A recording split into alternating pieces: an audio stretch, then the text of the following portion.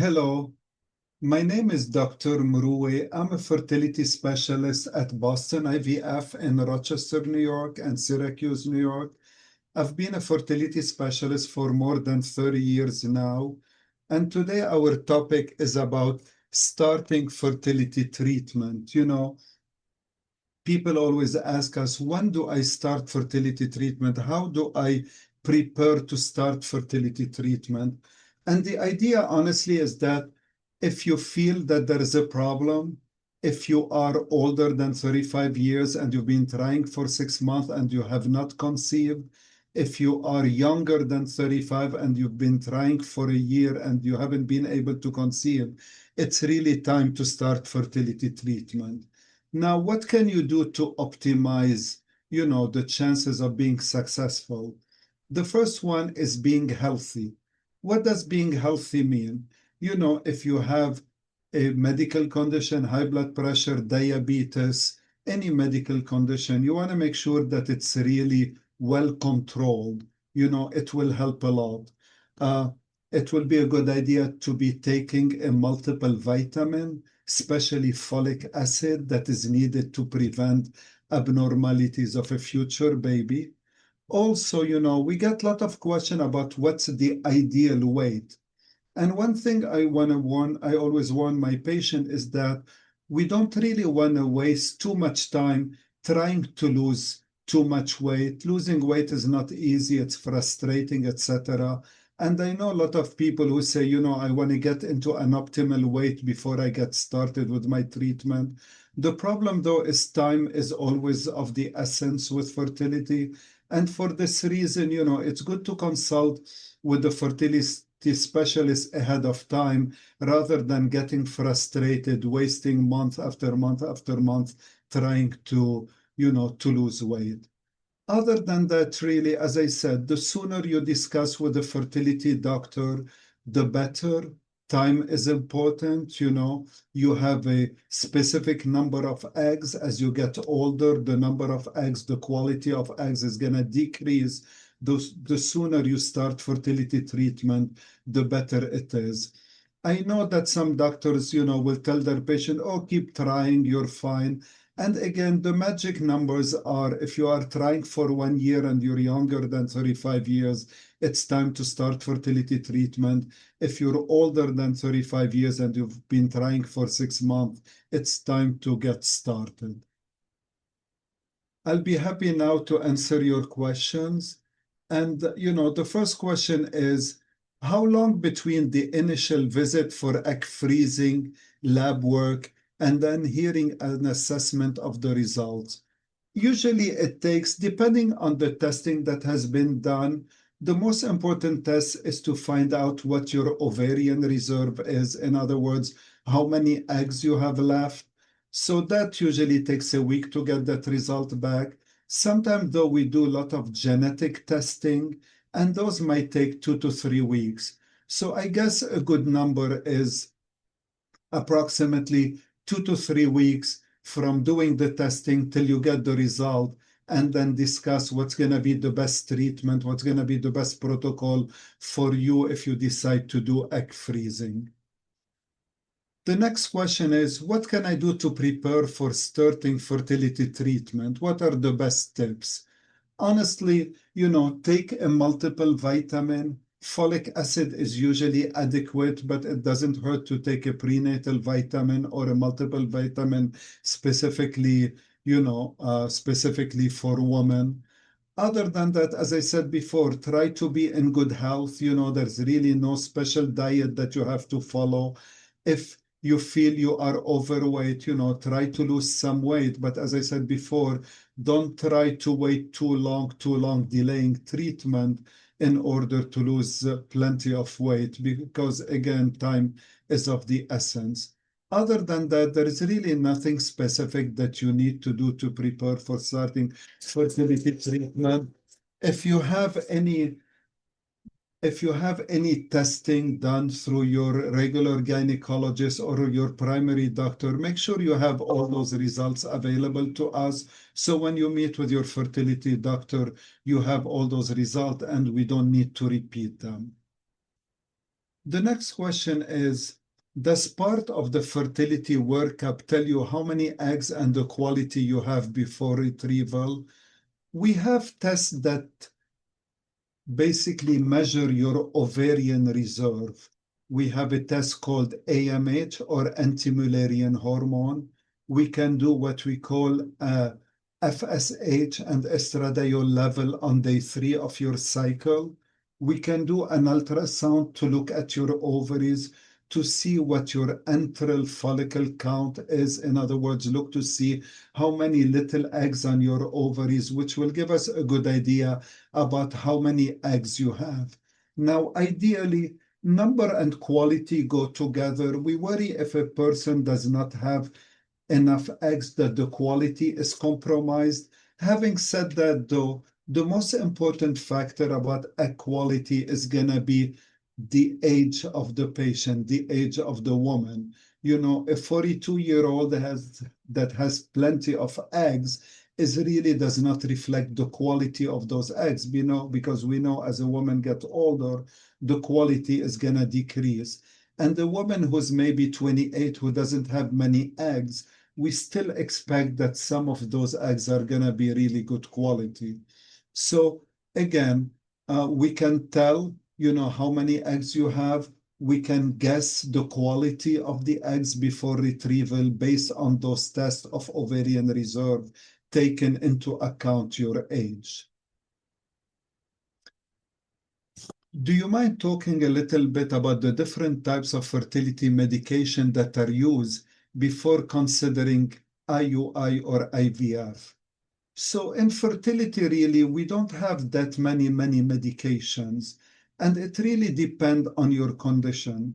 For example, if a woman does not have a regular period, if she's not ovulating, if she has what we call polycystic ovarian syndrome, then there are 2 oral medications. One is called Clomid or clomiphene citrate, and the other one is called letrozole. The brand name is Femara, Femara. And those are the 2 medications that we use most frequently in women who are undergoing insemination or in women who do not ovulate. There is really no other medications that are needed at this time. For IVF, we use different medication. The most important one is a hormone that your body produces. It's called FSH, or follicle stimulating hormone.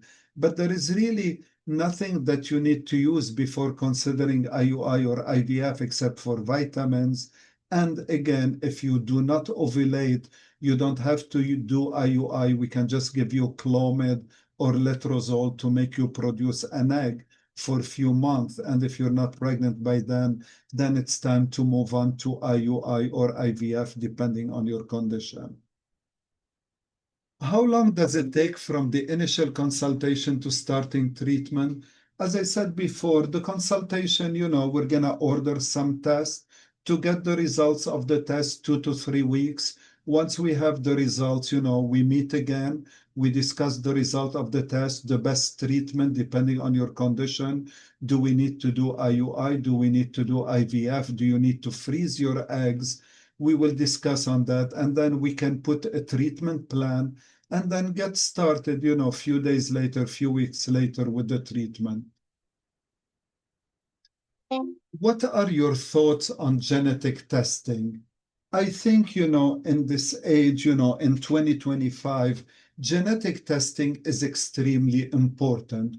We recommend it. We advise people to do it. You know, there is some guidelines. For example, any woman who want to get pregnant need to be tested for at least cystic fibrosis, spinal muscular atrophy, any blood disorder like sickle cell disease, like anemia, like sickle cell disease, like thalassemia. So those are like routine done on any woman who's trying to conceive or who is pregnant. Those are routine tests. Now, lately, instead of testing only for those few conditions, genetic testing can have testing for 500, even 600 different conditions to see if you carry any of them before you start any treatment. Because if you carry any of them and your partner carry the same ones, then the baby has a 25% chance of being born with a disease. And this can be avoided if we know that this is the case, because then we can do in vitro fertilization. We can test each embryo to make sure the embryo does not have that disease. And then we can put an embryo that does not have the disease back inside the womb for a woman to get pregnant. So I think genetic testing, especially that lately, we're discovering more and more conditions. There are conditions associated with some cancers, etc. And if we know about those conditions, we can try to prevent the birth of a baby who is affected by this condition.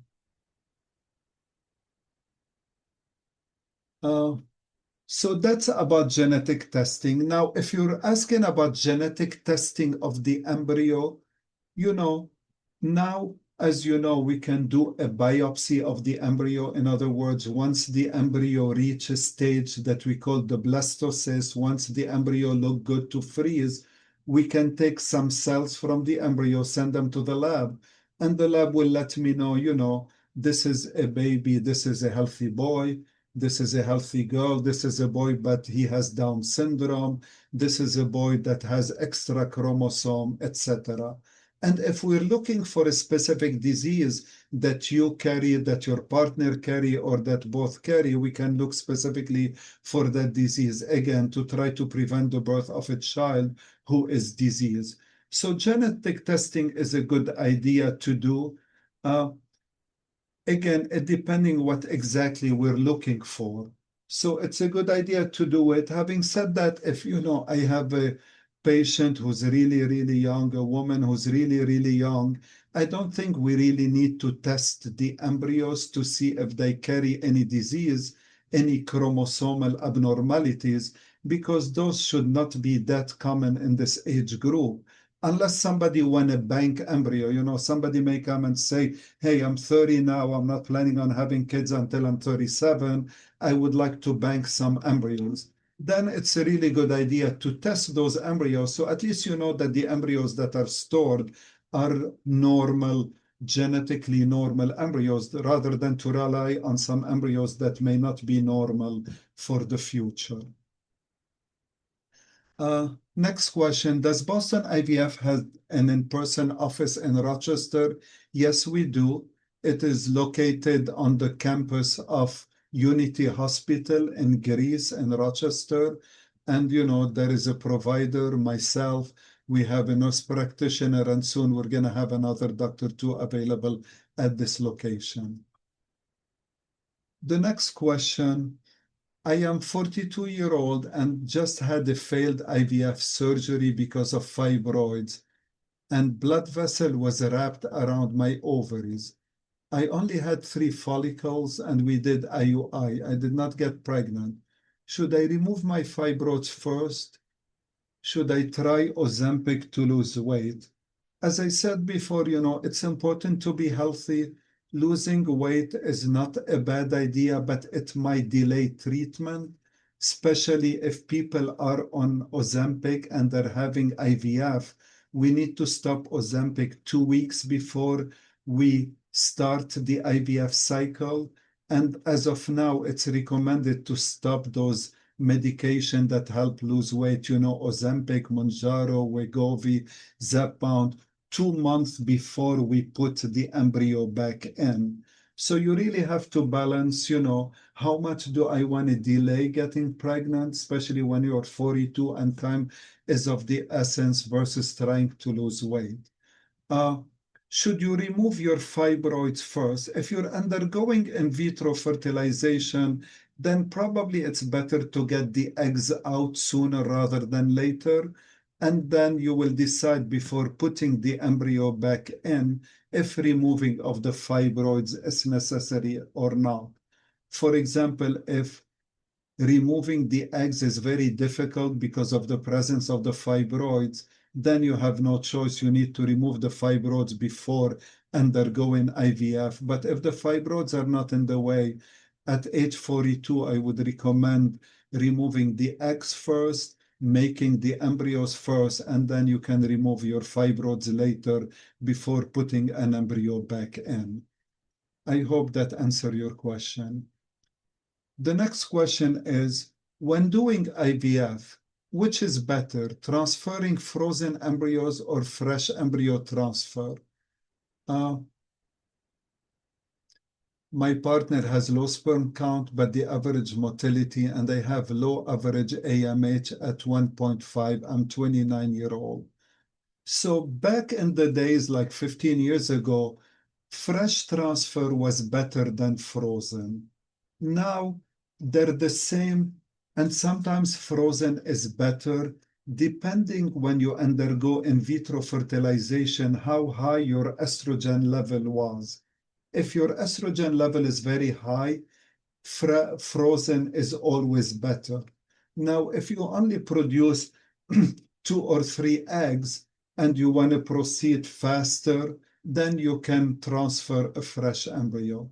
So honestly, they're pretty much the same success rate between fresh and frozen, unless again you produce too many eggs, your estrogen level is very high, then it's better to freeze all the embryos and then let your body recover and come back a few weeks later and have a frozen embryo transfer. AMH of 1.5 might be maybe on the lower side for age 29, but it's still a good AMH level. You know, you should be able to produce a good number of eggs with that AMH. It's not a bad AMH for age 29. As I said, maybe slightly on the lower level of normal for that age, but still a good AMH level, and you should be able to recover a good number of eggs going forward. The next message is somebody who's telling me, my baby girl is 14 months now. You helped me get pregnant. Thank you so much for the message. Please send us a picture through the email. We love to see the pictures of the baby. Thank you so much for letting us know. The next question is there any benefits to taking a break at all in between cycle? Would you recommend it? Medically speaking, there doesn't appear to be any benefits. Now, if you're physically exhausted, you know, from the medication, if you're mentally exhausted, if you're financially exhausted, then it's a good idea to take a break. But from a medical standpoint, it doesn't seem to make a difference. We should still be able to get a good number of eggs based on your ovarian reserve, etc. Some people like to do it, you know, one after the other, and medically speaking, there is no contraindication to that. There is really no problem in doing that. Again, as long as you are physically, emotionally ready for a second cycle soon after the first one. My next question is from a female couple. What are our treatment options? Do we have to do in vitro fertilization? And the answer, you know, without knowing much about your medical history, is no. You can have what we call an IUI or an intrauterine insemination. In other words, if your tubes are open, your uterus is normal, you have good ovarian reserve, you definitely do not have to do IVF immediately. Most same-sex couples get pregnant with insemination and do not need IVF. Again, as long as there is no issue, there is no contraindication to an insemination, to an IUI. So to answer your question, you know, you will be evaluated. If everything looks normal, hopefully you'll get pregnant, you know, with insemination, which is usually easier and more conservative than in vitro fertilization. Next question is, if you got the initial genetic testing and you and your partners are not carrier of the same thing, do you still recommend to get the biopsy of the embryo to test? So when we do the biopsy of the embryo, we check for 2 things. The first thing is, if you and your partner carry a condition, we want to make sure, you know, the baby does not get that condition. So that's one thing. Let's say you carry, for example, the BRCA, the BRCA gene, the one that causes breast cancer, etc. We can check for that. So it depends if you carry any condition, we can test for that. The other thing we test for is to make sure that the embryo has the right number of chromosome.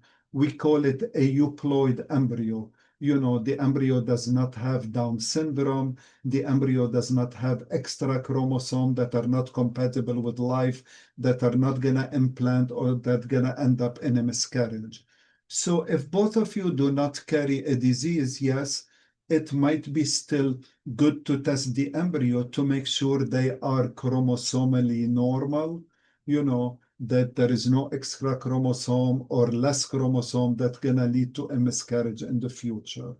So, and depending on your age also, because as a woman gets older, 37, 38, the probability of the embryo being chromosomally abnormal is elevated. So, older people may want to consider testing the embryo, but even younger people, if they want to, save embryos for the future, if they want to know the gender of the embryo, if they just want to make sure, I'm scared of having a miscarriage, I just want to make sure that the embryo is normal.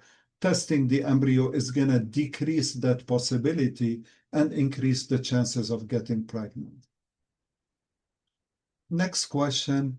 I've been trying to get pregnant for, sorry, I lost that question.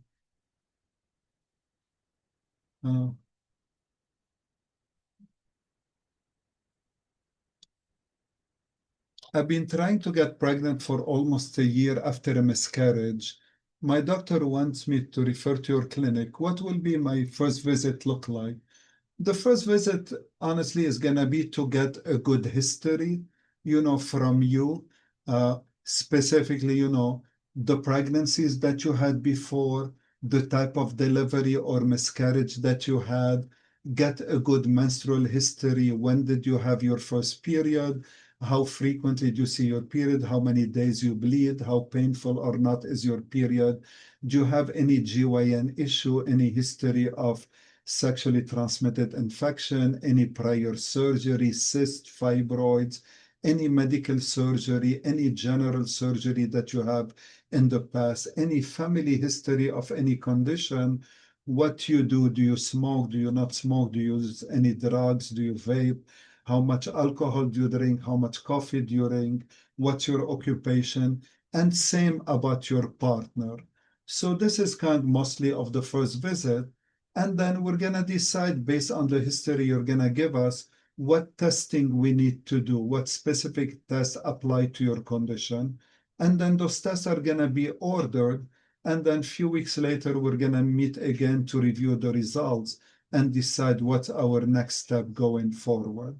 So the first visit, plus we want you to feel comfortable with us, get to know us better, what we do, how we do it, what's our success rate, what are the expectations, how easy it is to communicate with us, etc. So it's really get to know each other. More importantly, get to know your medical history, your surgical history, your family history, your genetic history, and order the tests that are needed. When do patients typically get pregnant? I heard that it can take a couple of cycles. I'm not really sure about what kind of cycles we're talking about.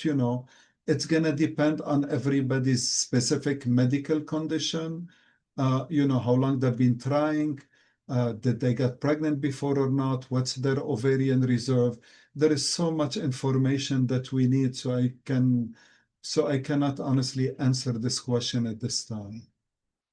The next question is, how can I avoid ovarian hyperstimulation syndrome during egg retrieval? I have an elevated AMH level or an elevated ovarian reserve. So people who have too many eggs, we worry that they're going to produce too many eggs during in vitro fertilization. And if that's the case, we worry about a condition called ovarian hyperstimulation syndrome. It's a condition that's pretty worrisome, that could be serious.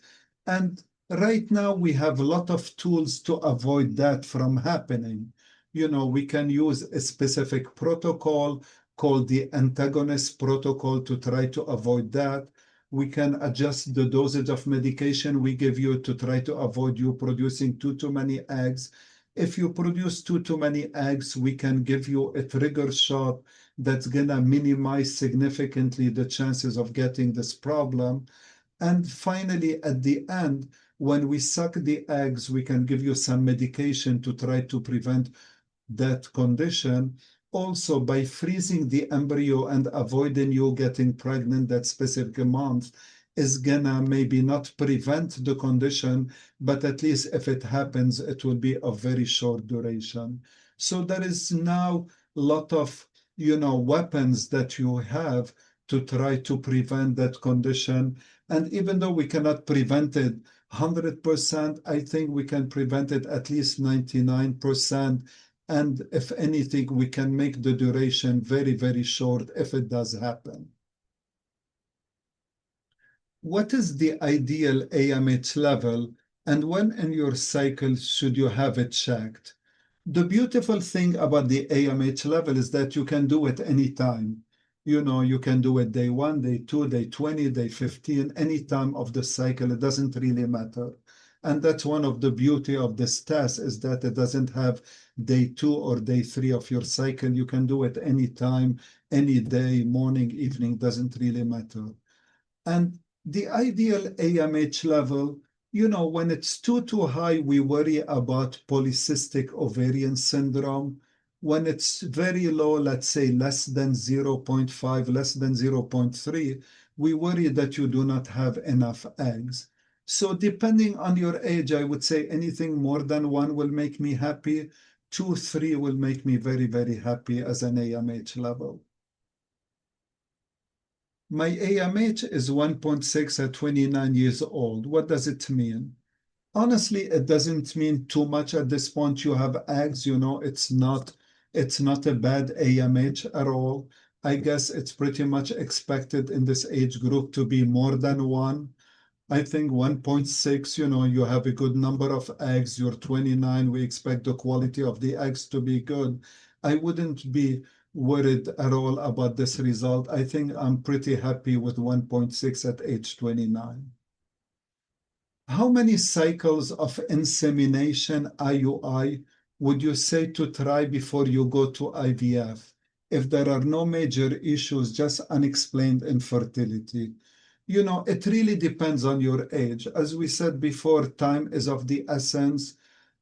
Some insurances, especially in New York State, want you to fail 6 IUI if you're younger than 35 years before you move to IVF, and fail 3 IUIs if you're older than 35 years before you can proceed to IVF. I think if insurances is no issue, doing 3 cycle is a good number. It gets frustrating for you. It gets frustrating for us. We want you pregnant sooner rather than later. IVF will always give you a better success rate compared to IUI. So if you have unexplained infertility, I think 3 cycles of IUI is a good number. If you're not pregnant, it's good to have a discussion with your doctor about moving to IVF after that. My GYN is running blood work, but did not recommend coming to see you guys. We've been trying for a year and I'm 37. I feel like it's time. I think it's time to, honestly, I trust your GYN to do the right thing. You've been trying 1 year. It's a little bit more than the 6 months we talked about. I'm hoping that after they run the blood work, you will have a good discussion with them about what the blood work means, and then they will tell you what's the next step. But I think, given your age, given the fact that you've been trying for a year, it's time to see a fertility specialist. Now, your doctor may just be running the blood test so he can send you to a fertility specialist with the result of those tests, and that's fine. You know what I mean? But at the same time, if after, I'm sorry about that, if after discussing, those results, you feel that it's time, to see a fertility specialist, I would strongly recommend that, given your age again, and given that you've been trying for so long. My partner and I have been trying for the past 10 years. All our tests have come back normal. we've been diagnosed with unexplained infertility. Do you recommend starting with IUR, or should we consider going directly to IVF? 10 years, honestly, is a very, very long time. I will be more rather than less aggressive in treating you. Uh, you worry about, the problem with unexplained infertility is that it's unexplained. We really don't know what is going on. And sometimes when you do in vitro fertilization, you finally get to look at the egg, you're finally trying to look at how the embryo is developing. So you can learn so much more by doing IVF than by doing insemination. Just because it has been 10 years, I'm a little worried about that. It doesn't mean that you shouldn't do IUI, you shouldn't do insemination. But I think after 10 years, and again, depending what age you are, I mean, if you're 29 and you have good ovarian reserve, maybe trying few IUIs may not be, you know, uh, may not be too bad of an idea. But 10 years scares me, and probably I will be moving you faster to IVF rather than somebody who's been trying for 6 months or 1 year. What is your opinion on carnivore and high-fat diet with getting pregnant? Or is there a specific diet you recommend when trying to conceive? There is a lot of talks about carnivore diet and fertility. There is a lot of talk about what's the ideal weight for getting pregnant. And I mean, we have people who are 400 pounds who get pregnant easily. We have people who are, 120, like the perfect weight, 120, 140, 160, who cannot get pregnant. So again, there is really no specific diet that I personally recommend. I think it's stressful enough to have to go through this whole fertility treatment. You still need to enjoy what you're eating. I mean, eat healthy, eat healthy. A Mediterranean diet might be the best idea, honestly. If you feel you're overweight, eat healthy, exercise. But I will not recommend only a carnivore diet or a high-fat diet, for people who are trying to get pregnant. I know there is, again, a lot of talks about that out there, that it might improve your fertility. I don't think that it's based on strong science at all. My recommendation is to eat healthy, take good care of yourself, take good care of your weight, exercise, and don't try to stress your body more than it's stressed by the thought of having to go through fertility treatment. I mean, fertility can be mentally exhausting. Don't try to add more to it by trying to go on some fad diet. Why might someone experience a chemical pregnancy even after doing genetic testing? This is always a difficult topic, because once you test the embryo, you feel comfortable, this is an embryo, it has been tested, it's chromosomally normal, we know it's a girl, for example. Why didn't I get pregnant? Why does everything look so good, yet I did not get pregnant? And it's very frustrating. But if you look at the national data, you will see that, depending again on your age, even when the embryo is tested, there is a possibility of not getting pregnant. Let's say you're 25 years old, which is a good age, there's still maybe a 20-25% chances that even though you put an embryo that tested, that you will not get pregnant.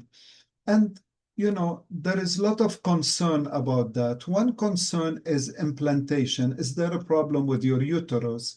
And there are now new tests about implantation. Do we need to do those tests or not? Most of those tests, honestly, are not very, very helpful. We feel that most of the time it's a problem with the embryo itself, that even though it's chromosomally normal, the development of that embryo, it's not developing adequately inside of you. And that's why a pregnancy does not happen. Having said that, it doesn't mean that transferring another genetically tested embryo is not going to work. Most of the time, it ends up working well. But again, we feel that the reason, you get a chemical pregnancy is that because the development of that embryo was not normal, even though on paper, again, it looks like chromosomally normal. We look at it under the microscope, it's dividing well, it's a good grade embryo, but once it's inside, it might not have developed adequately, and that's why, unfortunately, it ended up in a chemical pregnancy. The next question is, how does acupuncture affect IVF cycle? When should it be done related to egg retrieval and the embryo transfer? So, there has been a lot of talk about acupuncture, and there is lot of studies. I think I will summarize it in this. The studies that showed any benefit, and it is still controversial because the studies, you have some study that suggest a benefit, some not. But I think there is kind of an agreement based on some science that doing the acupuncture before the embryo transfer, before the date of the embryo transfer, let's say you're having an embryo transfer tomorrow, doing an acupuncture today might, and again, I'm saying might with a question mark because all the studies do not agree on that, might improve the odds of implantation. Now, definitely, if the embryo is abnormal, doing all the acupuncture in the world, if not gonna make a difference. If the lining of the uterus is not adequate, again, doing acupuncture will not, will not improve the odds. I tell my patients usually, you do what can relax you before you go through this whole process. If getting needles stuck in your skin relaxes you, go for it. There are studies, though, that show that there is a little bit of a better blood supply or improvement in blood supply to the genital organs by doing acupuncture. But as I said, the studies are very controversial, and it's not really something that you feel you have to do in order to get pregnant. Maybe it will improve blood supply, but will it really improve the chances of getting pregnant? It's still up for debate. My AMH is 0.27 and 39 years old. Is that good for IVF? I mean, this is a very low AMH level, which tells me that you don't have a good ovarian reserve, you don't have too many eggs. At the same time, it doesn't mean that you're not gonna get pregnant. It's definitely worth trying a cycle of IVF, to see how many eggs the doctor is gonna be able to obtain, how healthy those eggs are, how many of those eggs will fertilize and become embryo.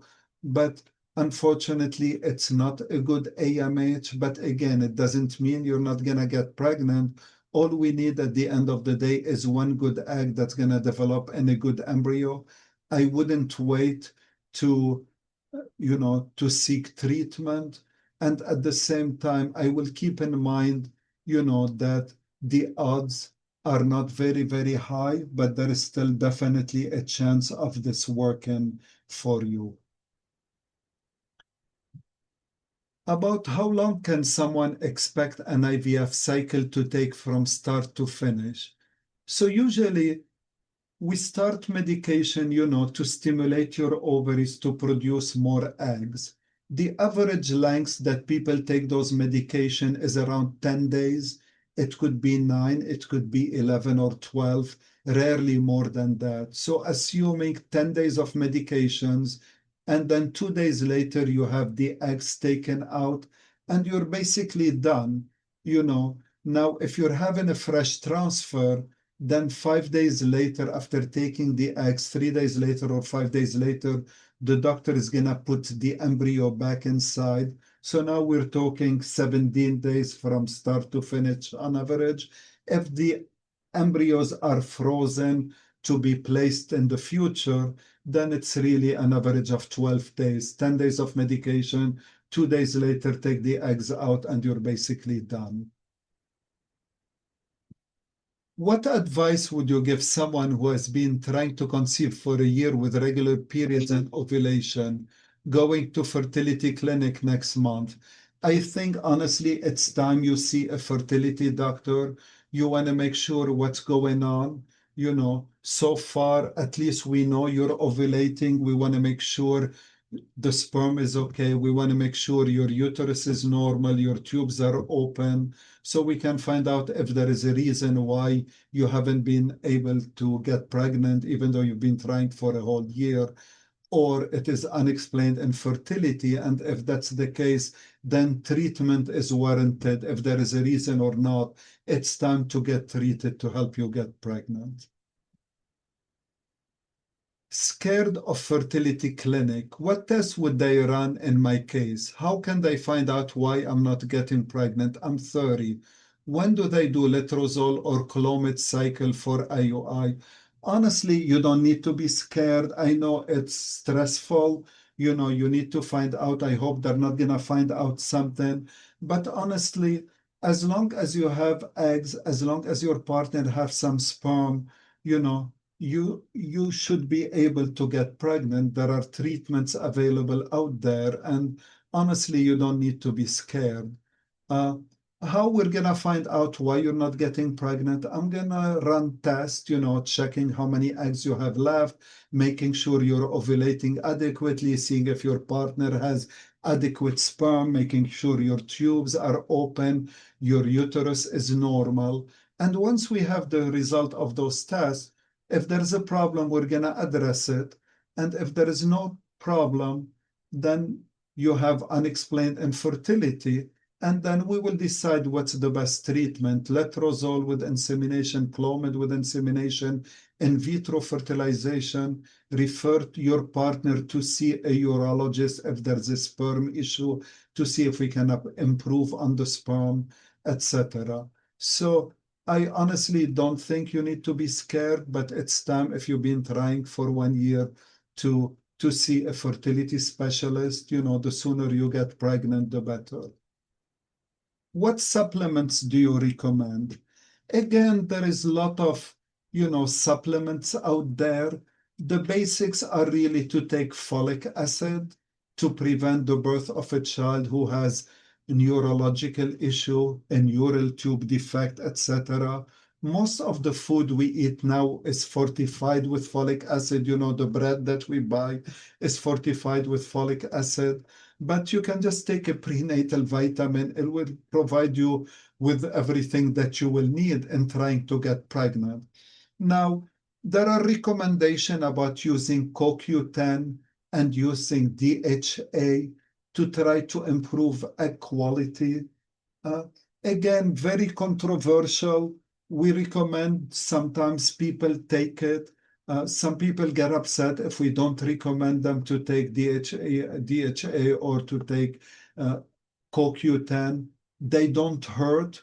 Do they really make a big difference in helping you get pregnant and improving the quality of the eggs? Your eggs are your eggs. It depends how many you have. It depends on your age. You just cannot increase the number of eggs that you have because you're born with a limited number of eggs. Can you improve the quality of the eggs? It's questionable, honestly. So what supplement? Take a multiple vitamin, a woman multiple vitamin, because it's going to contain all the folic acid that you need. Do you want to take CoQ10? It's not going to hurt in any way. Can it improve the odds? Maybe. It doesn't hurt to take it if you want to. But the most important thing is a vitamin that contain enough folic acid. What are the pros and cons of PGT-A? Any effect on the embryo with testing? So PGT-A is basically when the embryos are ready, when they are 5, 6 days old, when they are developing adequately. The embryologist is going to take some cells, they're going to send them to the lab, and the lab is going to check if they are chromosomally normal or not. If they are, we call it euploid, if they have the right number of chromosome, etc. And if you want to know, they can tell you the gender, it's a boy or a girl, in case you want to know that. what are the pros and cons? I guess the most important pro is that we know that the embryo is normal, and putting a normal embryo is going to definitely improve significantly the odds of having a live baby. So that's honestly like the most important part of it. We will know, especially if you're freezing embryo that you plan to use in 3 and 4 and 5 years, you will feel more comfortable knowing that the embryos were tested and were normal than those embryos were never tested, might be normal, might not be, might result in a miscarriage, etc. But unfortunately, PGT-A is not the answer to all, because we know that even, let's say, when a 42-year-old, undergo PGT-A and the embryo look beautiful and it appears normal, the chances of having a live birth are still, they're better than not testing the embryo, but they will never reach, let's say, for a 42-year-old woman, more than 50% at the most chance of having a live baby. So that's one of the cons of it.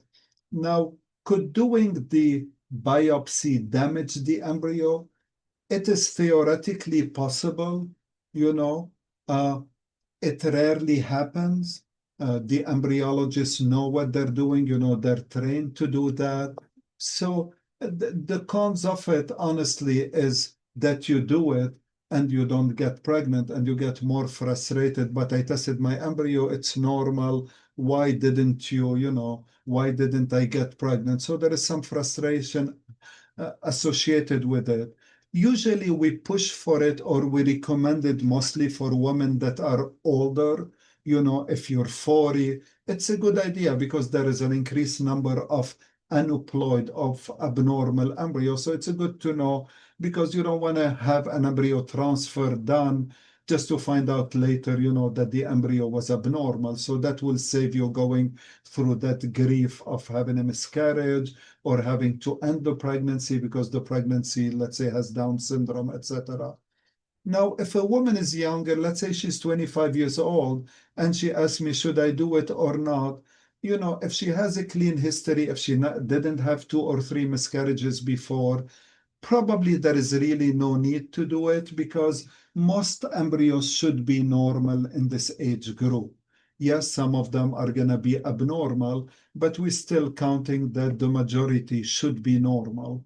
Now, if somebody did IVF and transfer 1 embryo and 2 embryos and didn't get pregnant, and they want to do another IVF cycle, then it will be a good idea again to do PGT-A, because why didn't those 2 embryo transfer before not work? Am I producing abnormal embryos? Then it's a good idea to find out, at least that the embryos are normal, so we can rule out another issue like implantation or another problem. So the pros is that you know what you're working with. The odds of getting pregnant are going to be much, much higher if you put an embryo that's tested versus an embryo that's not tested. The cons is that it might give you, false confidence that, oh, I'm going to get pregnant, it's normal. And as I said, theoretically, there could be damage to the embryo. I honestly haven't seen it forever, like an embryo damaged by a biopsy, but it's always a theoretical, things that could happen when you go through that process. Who do they make you stay on meds if they believe it's a chemical pregnancy until your second blood test? My HCG was low after transfer. Well, because we're hopeful, let's say you did an embryo transfer and, you're taking the medications and your pregnancy came back lower, let's say 10, 15. I mean, we've seen pregnancies with 7 and 8 levels who ended up being live birth. We're hopeful that, the pregnancy is going to be fine. That's why we keep you on the medication and we repeat the blood test 2 days later. Now, if we repeat it 2 days later and it's very low, it didn't double, it doesn't look good, then we're going to stop the medication. I mean, our aim is not just to put you on medication, but if the first test is positive yet low, it's okay, be patient. We're hopeful that maybe this will be a good pregnancy. We'll repeat it 2 days later, 2 days of being on medications more with hope of getting a healthy baby at the end of the day is not asking for much. That's why we do it. That's why we keep you on the medication and we repeat it. The next question is, my doctor says that after 4 retrievals where I only made 1 embryo to test per cycle, that my chances naturally and with IVF are the same. Is this true? I'm sorry, I'm just trying to understand the question. So you had 4 retrievals. We made 1 embryo to test every time. Are my chances naturally and with IVF are the same? I mean, this is the problem. We all need a closure point.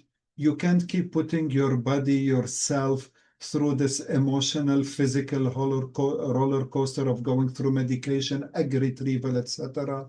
So your doctor is trying to be honest with you based on the results of your cycles. And I know it's a very difficult decision to tell somebody, listen, you need to stop treatment or you need to use donor eggs because working with your eggs based on the quality, based on the result of all the IVF cycle is not going to work. Not because we don't want to treat you, but because at the same time, we don't want to waste your time, waste your money, put you through more treatment if we feel that the odds are minimal. What does minimal means? Usually we like to say if the odds are less than 5%, less than 3% of having a live birth from the treatment, maybe it's time to stop treatment. Again, it's not because we don't want to treat you, it's just because we feel we don't want to put you through more, physical, mental, financial stress if we feel that the odds are not good. But no doctor will stop treatment if we feel that you have good odds of getting treatment. So what your doctor is trying to tell you is that, listen, with the result of your IVF cycle, if you just have intercourse with your partner or if you go through IVF, the odds, unfortunately, are going to be the same because they're very, very low. And your doctor doesn't want to put you through more stress, through more treatment that he or she feels are not going to result in a live birth. You can always, though, get a second opinion to see if it's worthwhile to keep going. But at the same time, you need to trust your doctor that he's trying to make the best decision in your favor. The next question, does stress play a role in getting pregnant? It was evaluated many, many years ago. There were really very, very good studies. And the answer to that, which appeared to be not very smart, is that no, it should not play a role in trying to get you pregnant. Stress should not play a role in trying to get you pregnant. We want you to be relaxed. It is stressful. It's very stressful. It's stressful for us as your doctor treating you. We want you, let's say you're going through IVF, we want you to produce eggs. We want to get eggs. We want the eggs to be healthy. We want the eggs to fertilize. I mean, every day is very stressful for us. So I imagine how stressful it is for each one of my patients. It's a very stressful process, but you need to find a way to handle the stress. Going for a walk, exercising, doing acupuncture, talking to a therapist, etc., whatever will help you relieve your stress. But stress itself is not going to affect the quality of the eggs or the quality of your embryos. The next question is, does high prolactin affect anything? Yes. I mean, we don't like a high prolactin. We want to make sure why it's high. We want to control it if we need to, but also it depends what high means. Is it extremely, extremely high? It's just slightly above normal. Is there a reason why it's high? Do you have a pituitary tumor? Is there a reason for that? So, we can test and check on that to find out how high it is and if it's going to have any effect or not. how big do the follicles need to be able to retrieve them? Usually we like the follicles to be 18. That's the average that we look for. But if it's 16, we're still gonna go and try to get the egg from there. And most of the time we can get a good egg from there. If it's 20, it's fine. So the average is gonna be 18 plus or minus, but that's the egg that we like. Like I will not take somebody to retrieve her eggs if it's 12. I want them to be 18 plus or minus 2 plus or minus 3 to get the eggs. But the ideal size that we're looking for is 18. And this is how we make our decision when to retrieve the eggs based on that average of 18. My next patient is 38 years old. She had 2 successful IVF pregnancy at 33 and 35. Wondering what my chances are at 38 with normal tested embryo. If the embryos were created, depending when those embryos were created, if those embryos were created when you were 33 and 35, then the odds are as good as a 33 and a 35-year-old woman. If they were just created and they were normally tested at age 38, the national average that we report at this age is around 62%.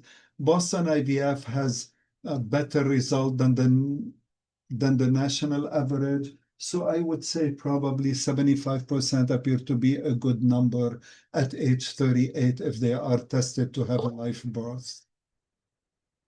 My last question is, how many IUIs can you get before doing IVF? I mean, you don't just want to keep doing something that's not working. So depending on your age, if you're older, maybe 3 IUI, time to move to IVF. If you're younger, you can go all the way up to 6.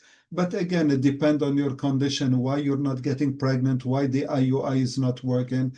And as I said, I don't want you to keep doing the same treatment that is just not working. So your doctor will advise you, depending on your age, if it's time to move on or not. That was my last question. I really want to thank you, for listening. I hope you all get pregnant soon. I'm sorry you guys have to go through all of this. I know it's stressful. It's very stressful. Nobody expect that one day they're going to have difficulty getting pregnant, but there are good treatments out there.